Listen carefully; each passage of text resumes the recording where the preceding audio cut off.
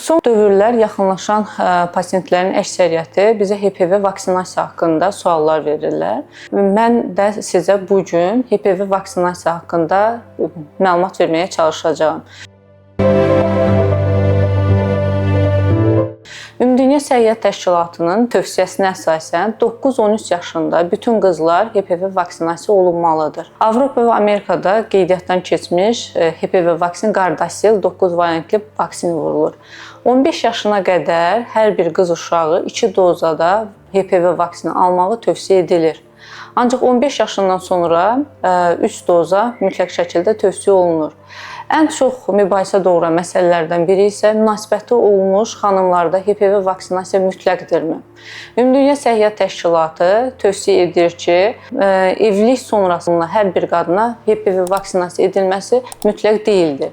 Sadəcə həkim və xəstə bir yerdə bu məsələni müzakirə etməlidirlər və ondan sonra qərar verilməlidir ki, HPV vaksinasiya olunsun yoxsa yox. Bu münasibəti olmuş qadınlara aiddir. Çünki münasibətdən sonra demək olar ki, əksər qadınlar insan papilloma virusuna yoluxmuş olur.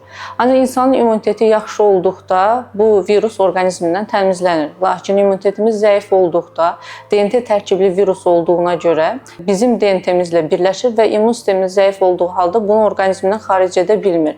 Və bu zaman insan papilloma virusu hər hansı bir xərçəng xəstəliyini törədə bilər.